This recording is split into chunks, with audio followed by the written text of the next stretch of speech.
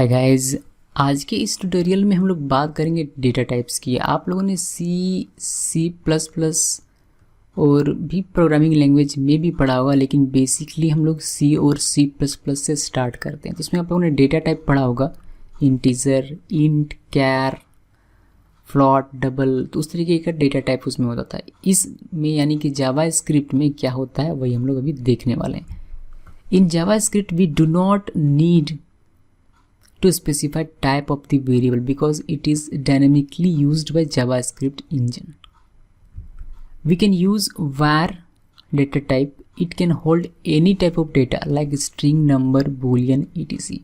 Okay, so ये क्या कहता है, ये जो 2 पॉइंट मैंने लिखा हुआ ये क्या कहता है कि आपको स्पेसिफाई करने की आवश्यकता नहीं है कि ये एक स्पेसिफिक वेरिएबल इस टाइप का है और इसी टाइप का वैल्यू होल्ड करेगा,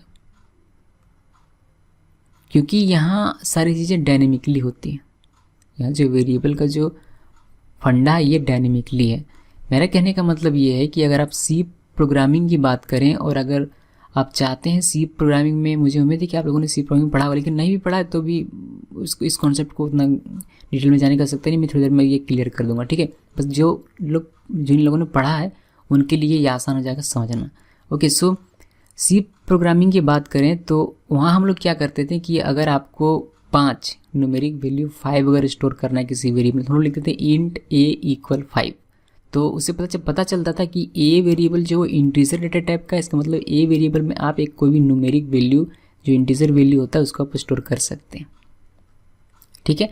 और अगर आपको स्ट्रिंग होल्ड करना है तो आप कैर का एरे बनाते थे, उस तरीके से हम लोग करते थे। लेकिन यहाँ आपको उस तरीके से स्पेसिफाई करने की आवश्यकता नहीं है कि ए का डेटा टाइप इंट होगा तभी ये ए हमारा कोई इंटीजर वैल्यू होल्ड करेगा, अदरवाइज नहीं करेगा। यहाँ इसको इस तरीके का कोई भी प्रावधान नहीं है। आप ए में कोई भी किसी भी तरीके का वैल्यू स्टोर कर सकते हैं, चाहे वह इंटीजर वैल्यू हो या फिर स्ट्रिंग हो, नंबर हो, बूलियन हो, कुछ भी। हाँ, इसमें एक डेटा टाइप दिया गया है, इसमें एक डेटा टाइप है var, VAR कीवर्ड है, इसको आपको यूज़ करना है, var लिखना है, देन आपको आपका वेरिएबल नेम लिखना है।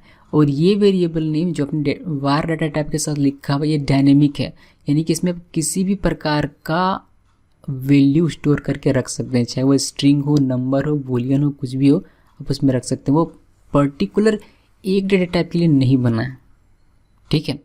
सो ये इन दोनों पॉइंट्स का मीनिंग है। तो किस किस प्रकार के डेटा टाइप्स के साथ हम यहाँ काम करते हैं, मैं यहाँ ये नहीं कह रहा कि ये डेटा टाइप्स हैं, लेकिन किस किस प्रकार के डेटा को आप यहाँ हैंडल कर सकते हैं जावास्क्रिप्ट में। तो कुछ डेटा को हम लोग देख लेते हैं कि किस तरीके का डेटा हमें मिलेगा।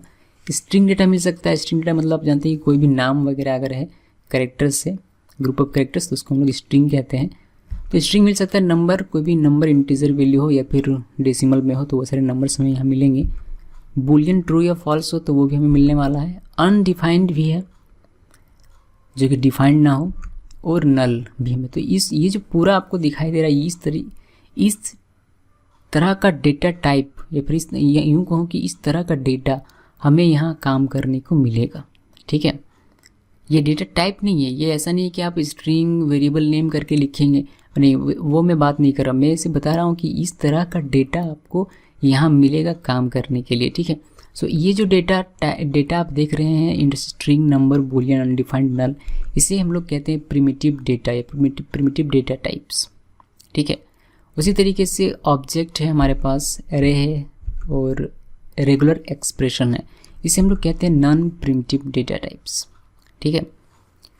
सो ये जो आपको दिखाई दे रहा है स्ट्रिंग, नंबर, बूलियन, अनडिफाइंड, नल या फिर ऑब्जेक्ट, एरे और रेगुलर एक्सप्रेशन, ये टाइप ऑफ डेटा है जिसका हम लोग जावास्क्रिप्ट में काम करते हैं। इस तरीके के डेटा आपको मिल सकते हैं आपके प्रोग्राम में, ठीक है। Okay then, thanks for watching this video.